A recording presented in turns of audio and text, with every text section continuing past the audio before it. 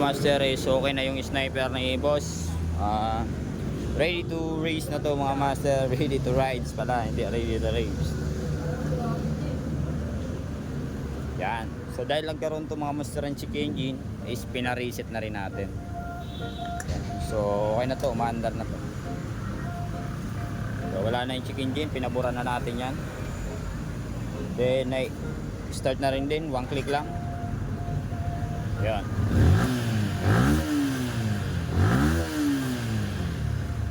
Yun, quality na, pati yung minor nya. So salamat nga pala sa Groundworks, sa Team Bayabas Racing Team. Yun. Shoutout sa inyo. Sa mga gusto magpakarga ng mga scooter, pwede nyo kontakin yung Bayabas Racing Team. Yan, malulupit sa Mio, sa mga scooter. Magagaling sila magkarga. Ayun, maraming salamat Groundworks. At nawala na yung check engine, tapos maganda na ulit yung takbo. Yo, balik sa mga master, bago natin umpisa ng video ito, huwag natin kalimutan mag-like and share and subscribe na rin sa akin channel para lagi kang updated sa akin pang mga susunod na video tutorial. So yun mga master, ito yung video ng sniper mga master na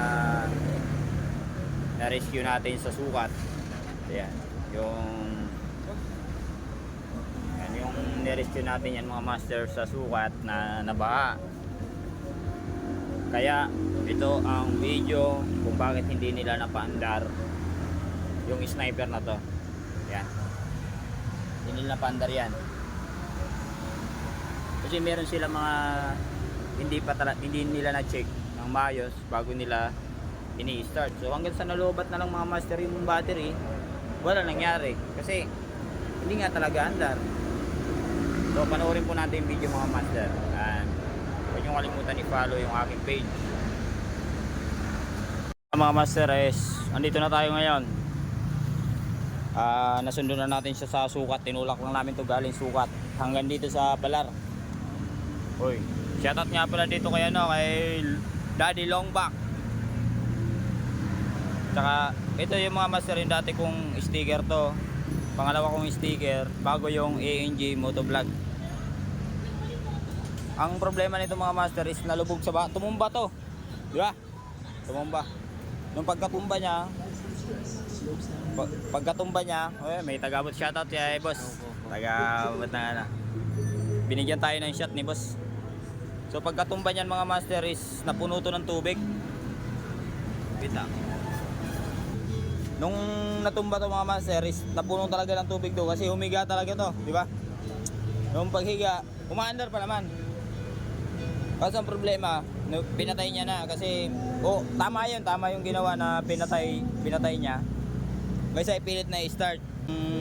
Declare ng mekaniko doon is grounded. So okay naman yung ganun, wala namang ano doon sa grounded kasi nga nabasa. Totally talaga, pag nababasa yung motor, ibig sabihin nun magkakaroon talaga isa ng shorted. So dito ngayon mga master is babaklasin ko muna to para mahanginan yung mga bawat sakit ng ng pyesa, bawat sakit ng mga konektor, para at least wala siyang charge muna namin yung battery. Tapos ito pa yung ko, baka mamaya may tubig yung tangke kasi tumumba, hindi talaga andar. Kaya ang gagawin namin dito, pag ayaw pa rin mag-start tapos may kuryente na may spark plug, tapos bubuksan na talaga namin to. Yan, time check tayo 10:22. So, kalasin muna namin ito mga master.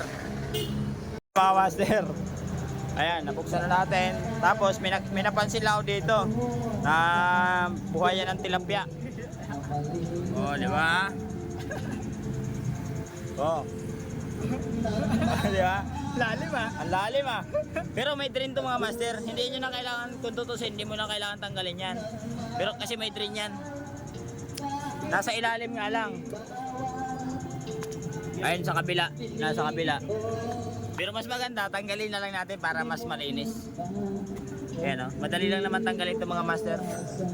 Ayan may tornilyo yan dyan sa ilalim. Ayan, may pansin yan. Kaya ayan Oy, buhay na buhay yung tilapia. Oh, alam mo. Hihigupin niya ulit yan, papasok doon. Kaya mamamalya yan. Yan o. Oh. Bili tayo tilapia. Kaya yan mga master. So nagtataka kayo, silyado naman yung makina, bakit napapasukan ng langis? So siyempre, ay napapasukan ng tubig. Kaya po pumasok yung tubig doon sa mismong engine, sa loob ng engine ng motor natin. Is kasi yung breather po ng engine ay nakakunik po yun dun sa airbox. Kaya pag nalagyan po ng tubig yung airbox, papasok po dun sa loob ng makina dahil dun sa hose. So saan mangyayari mga master, kaya hindi naman siya andar kasi hihigupin ngayon ng throttle body or kaya ng carb yung tubig, papasok ngayon dun sa chamber, kaya hindi siya aandar. Kaya kahit anong i-start mo, hindi talaga siya mag-i-start. Yun lang master, kung bakit siya pumapasok dun sa loob ng engine yung tubig. Kasi nga, itong air cleaner mga master is bukas yan. Ayan o. Diretso yan sa loob. Hindi mo, basang-basa yung filter. Sabi ko nga, sabi nga kay boss, magre-retired na ako kung hindi nabasa yung filter. So dahil basa, hindi pa ako mag-retard. Kasi punong-puno ng tubig oh. Uy, tilapia. Tatanggalin natin yan. So, mamaya ulit. Yun na mga master, yung sniper na hindi na pandar ng ibang shop. Yung tinuturo na daw sa kasa. Pero ito na siya. Kumandar na siya master. Kaso pina-flashing pa natin. Ayan.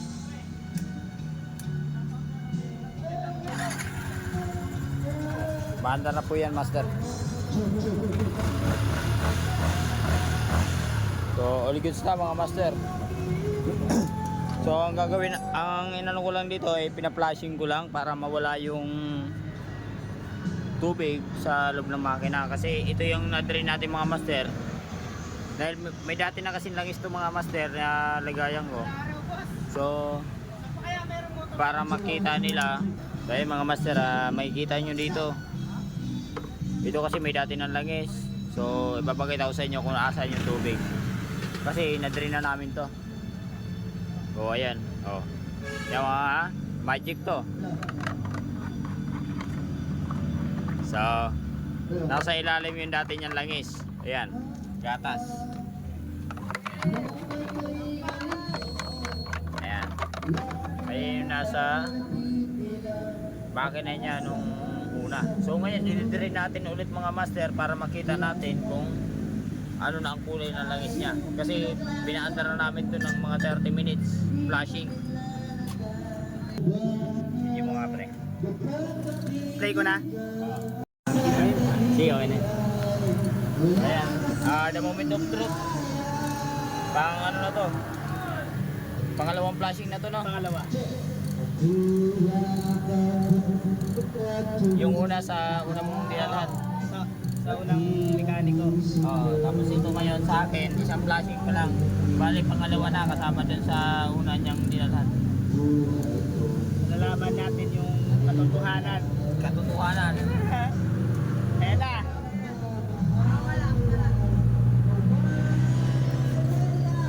So, ayan. Makikita nyo mga master. Ito na. Ang langis niya mga master is parang ano na. Parang crudo na. So ibig sabihin nito mga master is pwede na to. Pag ganyan. Kaya naman naging kulay puti yan dahil dun sa una natin training. Pero kung makikita natin yung mga master sa ilalim niya, ito yung napatak is ganito yung kulay. May kunting halo pero pwede na to mga master. Ang gagawin natin dito, sasalinan ulit natin ng panibagong langis. Tapos flashing natin yung isa pa. Kaya ipa-flashing pa lang namin ng isa pa. So ito, order to ng may-ari, hindi to ano Talaga yung may-ari mismo nagsabi na ipa-flashing pa namin ng isang beses pa. Para sure bull. Oo. Magkano lang yung langis mga master kaysa magbaba ng makina? Sobrang mura ng langis kaysa magbaba ng makina. Lago nga eh. Ngayon boss, kumandar na to mga master. Ano, yung sinukuha ng mekaniko, tapos ang gusto nila ipahatid na sa saan yung master? Kasa. Sa kasa. Ayun yung mayari, si boss. Andar na to mga master.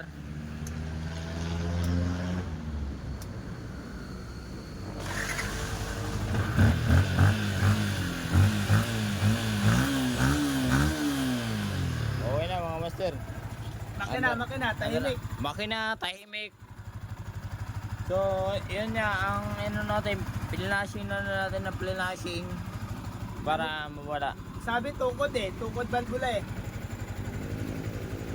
Ngayon, tanong natin dun sa ano, sa mayari. Boss, ano ba yung ano? Ano ba yung Sabi tukod valvula. tuko daw? Tapos ECU. ECU na daw ang sira. Ano sabi sa'yo nung ano, nung, di ba, ano, bitin mo na sa ano dapat sa kasa? Oh, pero sabi ko wala, dalhin ko kay Aris. Dito lang talaga malupit. Andar oh. Malapit? Malupit. Hindi ako malapit idol. Ah, sakto lang pre. Pero Ano lang kami? di mo pre, umandar. Pero umandar naman, di ba? Sobra. Shout out sa'yo. Galing. Wala masabi. Shout out galing. Ano lang kami kasi dito, ano lang kami. Alam niyo mga master, kami kasi dito. Parang optional lang kasi ako dito, optional lang talaga ako eh. Optional? Di ba? Hambol? Ano, optional? Aris Works yung motor ko. Wala kang ibang gumawa niya kundi siya lang. Maliban sa Tenso eh. Pero optional talaga ako. Basta solid. Pero at least ANJ no? AMG Motovlog. ANJ Motovlog. Promise. Solid. Ngayon, dito na mga master is nakuha na natin yung tamang discussion ng makina niya. Ngayon, bago natin i-start itong mga master is sprayan muna natin yung mga connector niya, mga sakit-sakit sa mga engine connector para walang maging problema. So dahil na-spray na nga natin, kasi hindi talaga mapandar itong mga master. Sobrang hindi talaga napandar. Diba? Diba idol? Sobra. Anong sabi sa'yo nung ano, nung Mekaniko? Sa Kasa. kasa daw. Oh. Kaso, May kaibigan akong magaling gumawa, kaya sabi ko, kontakin ko na lang. Sabi nga nila eh, sino ba yan? Sino ba yung magaling gumawa na yan? Antayin namin yan. Diba? Sabi ko, antayin nyo na pag dumating. Ayun na, dumating siya. Ayan. Rescue ako mula sukat hanggang palar. Solid. Sulit. Papapa-A ka na lang, A. Sobrang lupit. Pinaandar yung motor ko. Okay na. Master is okay na yung sniper ni boss. Ready to race na to mga master. Ready to rides pala, hindi ready to race. Yan. So dahil nagkaroon to mga master ng check engine, is pina-reset na rin natin. Yan. So okay na to, umaandar na to. So, wala na yung check engine, pinabura na natin yan. Then start na rin din, one click lang. Yan.